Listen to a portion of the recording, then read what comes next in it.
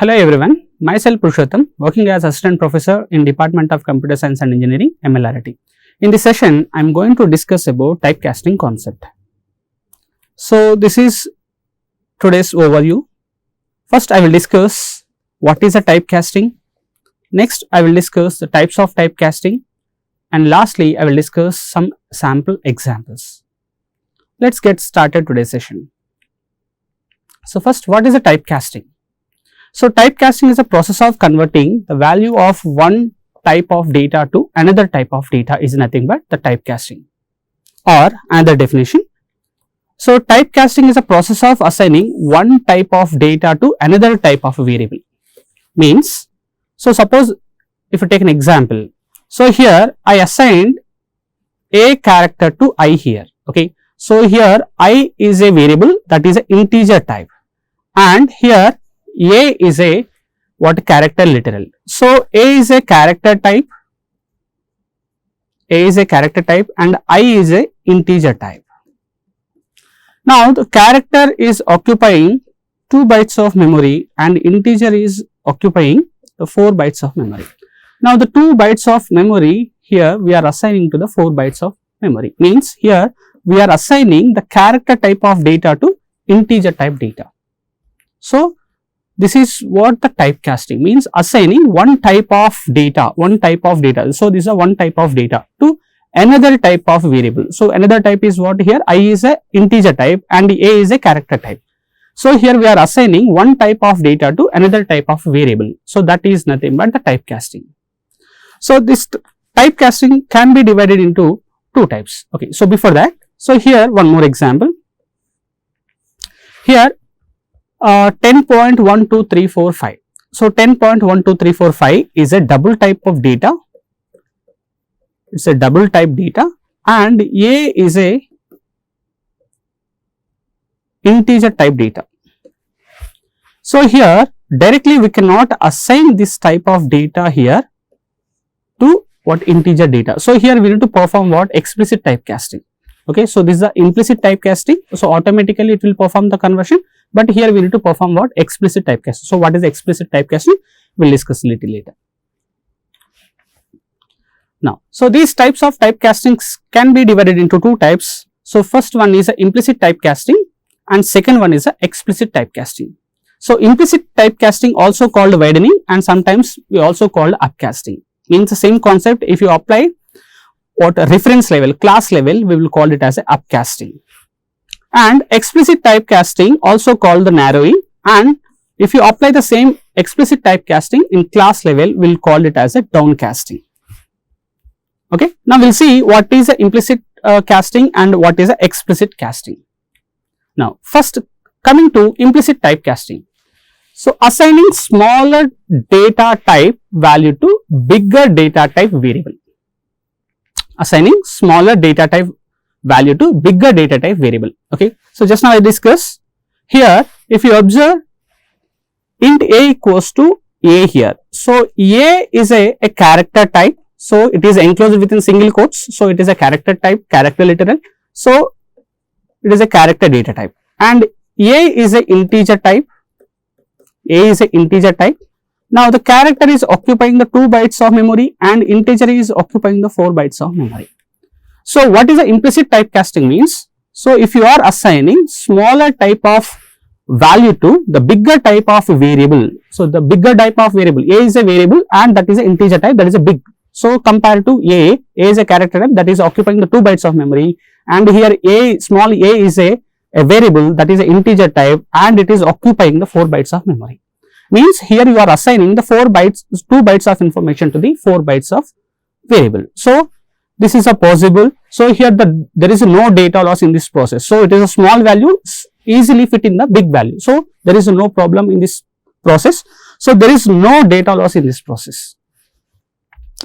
So, who will perform this type of the typecasting means it is automatic, means we no need to perform any types of typecasting. The compiler is responsible to perform this type of typecasting.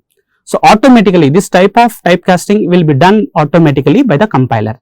So, there is no data loss in this process. As I mentioned here, it is the 2 bytes of data character is occupying the 2 bytes of data, integer is occupying the 4 bytes. So 2 bytes of information easily you can assign to 4 bytes of variable. So here there is no data loss in this process. So this process also called the widening or upcasting and automatic typecasting. So widening, so why it is a widening means here you are assigning the 2 bytes of memory to the 4 bytes. So 2 bytes you are assigning to 4 bytes. So that's why it is a widening. And upcasting means the same concept if you apply the class level. So we can also call it as a upcasting. Okay, so actually these are the primitive data types. If you apply the primitive data types, the same concept, if you apply the primitive data types, it is called what implicit typecasting. The same concept if you apply the class level like parent class and child class, so then we can call it as a upcasting.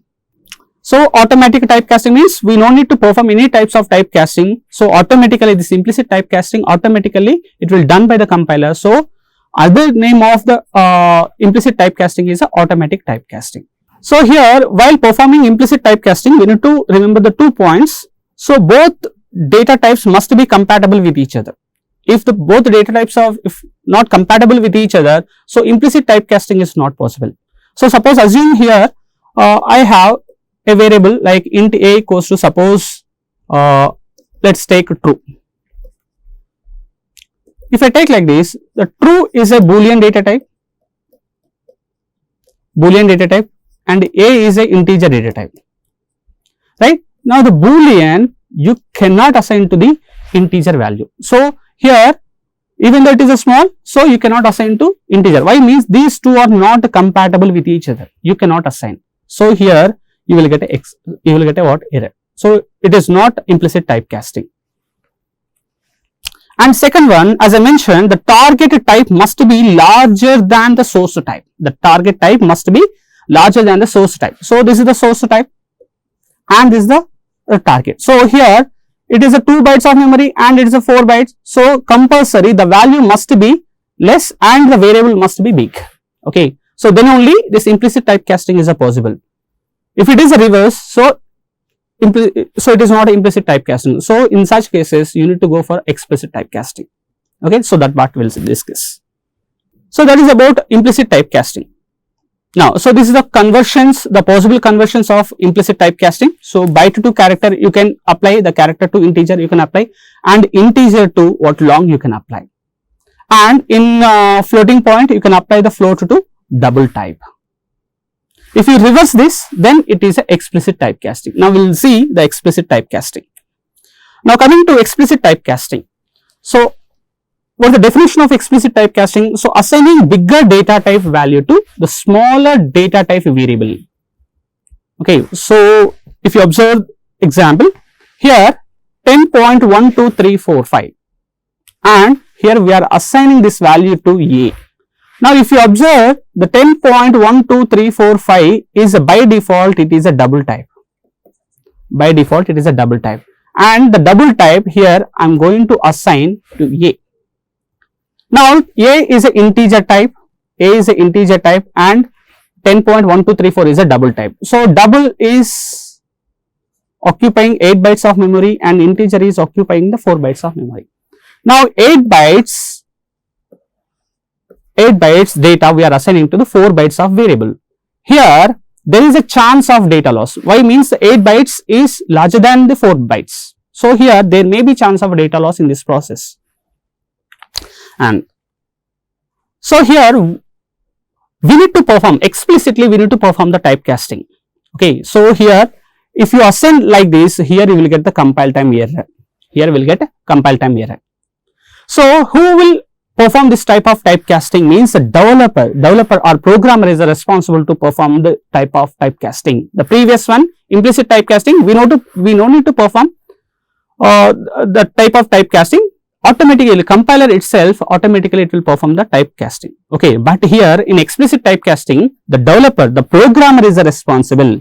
Okay, so how to perform the explicit typecasting now we will see. Now here there is a possible of data loss in this process. As I mentioned here if you take this example, here the 8 bytes information, here we are assigning to the 4 bytes. Okay. So, the 4 bytes, 8 bytes we are assigning to 4 bytes, means the remaining 4 bytes there may be data loss. So, here there may be chance of data loss in this process. Next. So, this process also called narrowing or downcasting. Okay, narrowing. Why narrowing? Here 8 bytes we are assigning to 4 bytes, means the size is decreasing, narrowing. In previous case the size is increasing, that is why it is what?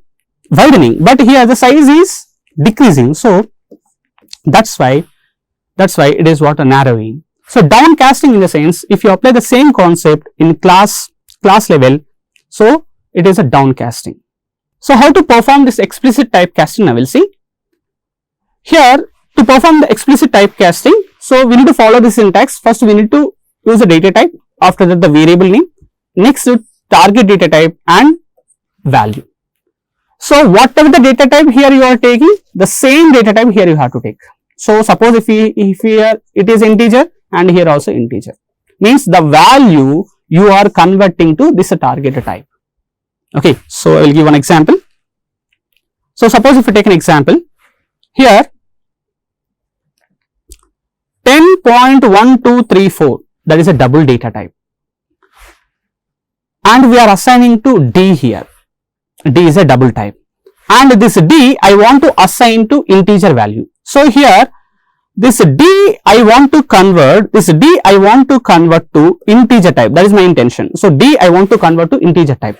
Now, the target type is integer here. So, whatever the value here you are taking, whatever the data type here you are taking, the same you need to take here, or else, so this D must be converted to integer here. So, D here you need to write integer. So, automatically this double data type will be converted to integer here. Okay. Now, here I assign to I and I will be print here. Now, the data loss, what is the data loss here? So, after this precision point, so whatever the data you have, that is the loss of data here. So, here it will print only 10, the remaining the 0.1234 is the data loss. Okay, same points I will prove programmatically. So, here you will get the output is only 10, the remaining this part of the data is the data loss. So, as I mentioned in explicit typecasting, so there is a chance of data loss.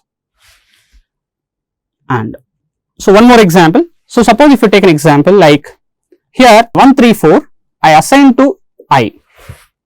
Now, I want to convert to the byte type. Now, I is a integer type, integer is occupying the 4 bytes of memory, and byte is B is a byte type, and byte is occupying only 1 byte of data.